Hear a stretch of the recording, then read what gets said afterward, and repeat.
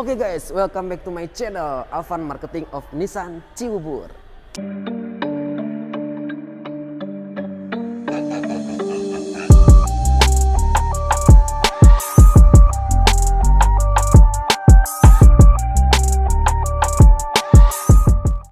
Jadi sesuai judul video kali ini, saya akan membahas fitur-fitur keunggulan dari Nissan Kicks e-Power. Apa aja? Ada 11 fitur Nissan Kicks e-Power yang perlu diketahui sama kalian Nissan lovers.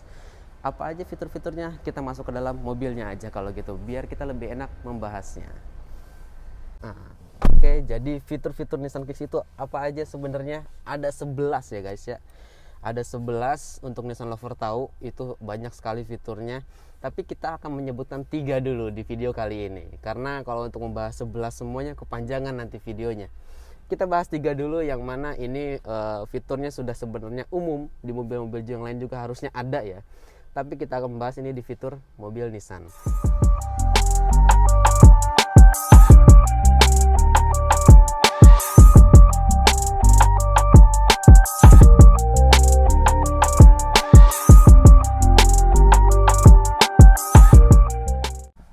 Nah, untuk yang pertama kita akan membahas VDC, Vehicle Dynamic Control.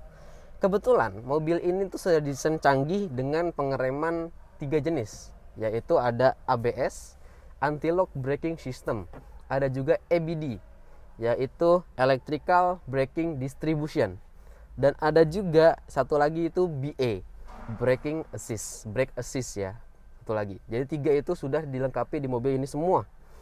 Yang mana anti-lock braking system ABS itu mobil ketika kita melakukan pengereman secara mendadak tidak akan yang namanya mengunci bannya, rodanya.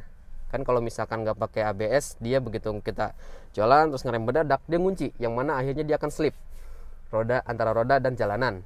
Nah, kalau kita memakai ABS dia tidak. Fungsinya seperti apa sih?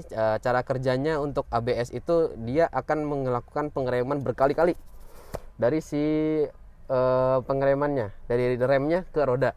Makanya dia tidak akan yang namanya anti-lock, tidak akan yang namanya ngelock ya. Jadi kalau misalkan ABS bekerja itu enak banget. Jadi kita masih bisa membanting setir ke kanan ataupun ke kiri.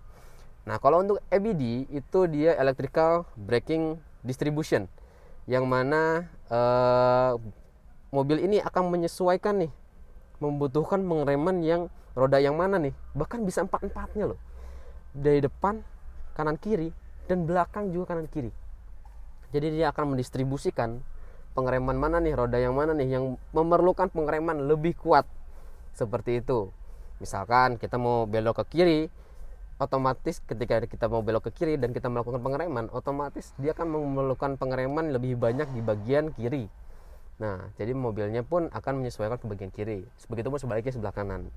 Nah, dan juga setelah EBD ada juga ada BA, yaitu Brake Assist.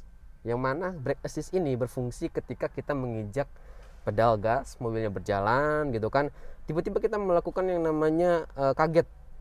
Ada di depan ngerem mendadak nih, kaget. Kita ngerem. Ingin kan biasanya dari pedal gas langsung ke pedal rem. Nah, itu dia akan BA bekerja, Brake Assist bekerja.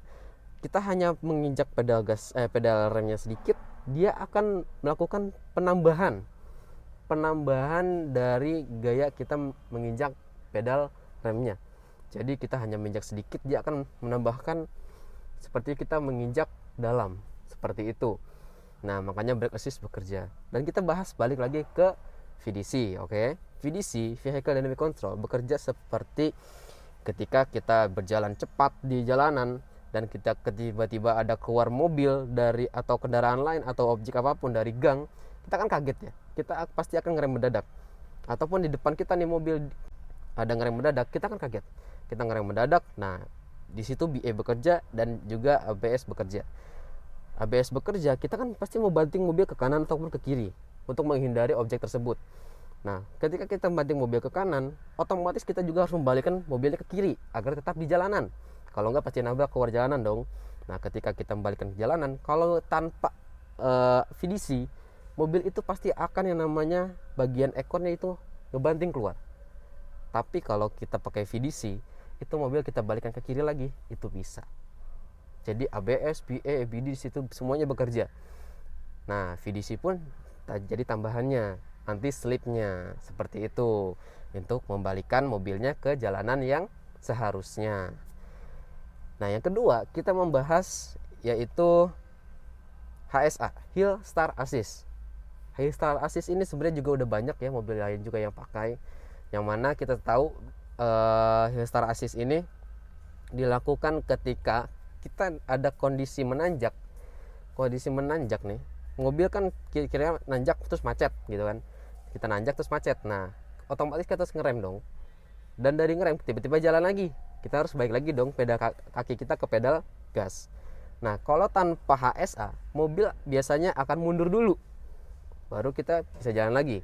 Tapi kalau dengan HSA, mobil tidak akan mundur selama 2 detik ketika kita mengubah kaki dari rem ke pedal gas. Jadi mobilnya bisa jalan gitu aja, gitu loh. Tapi bagusnya lagi di mobil ini sudah dilengkapi dengan auto hold ya.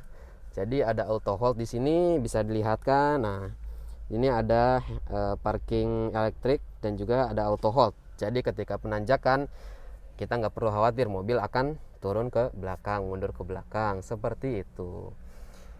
Yang terakhir kita bahas ITC, Intelligent Traction Control, yang mana mobilnya itu contoh ketika kita ada di jalan tol ya, anggap jalan tol. Biasanya baru masuk jalan tol atau keluar jalan tol itu ada jalanan yang memutar ataupun menikung, seperti itu kan, menikung. Nah, biasanya kalau mobil tanpa ITC itu ketika menikung kita kan takut ya, ragu-ragu gitu ya. Yang namanya pengen belok tapi pengennya itu digas aja, tapi takutnya mental keluar bagian ekornya. Betul kan? Nah, ketika kita menggunakan ITC di mobil ini, Intelligent Traction Control itu, mobil tidak akan yang namanya mengeluarkan tidak akan membanting ekor mobilnya. Nah, jadi nggak perlu khawatir lagi ketika kita masuk jalan tol ada belokan seperti itu, ataupun nggak di jalan tol deh, dimanapun itu ketika putar balik, nah di bundaran, nah itu kan biasanya kita takut-takut kalau misalkan nggak pakai Intelligent Traction Control nih, kita takut-takut. Tapi dengan Intelligent Traction Control itu kita nggak perlu takut lagi, kita bisa langsung belok dengan sambil menginjak pedal gas. Tapi tetap ya dianjurkan untuk dengan kecepatan yang aman-aman saja gitu ketika belokan. Gimana untuk VDC, HSA dan ITC? Apakah masih ada pertanyaan atau masih kurang dimengerti? Apakah bahasa saya masih sulit untuk dimengerti? Langsung aja komen di bawah di kolom komentar.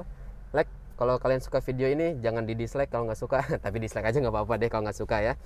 Dan juga jangan lupa share ke teman-teman kalian, ke keluarga, ke Nissan lover di seluruh Indonesia gitu kan. Dan juga jangan lupa subscribe, yang paling penting channel ini. Kalau nggak di subscribe, saya jadi nggak semangat bikin videonya. Jangan lupa nyalakan tombol loncengnya untuk biar ketinggalan video-video terbaru dari Marketing of Nissan Cibubur. Terima kasih dari saya untuk video hari ini. Thank you. See you.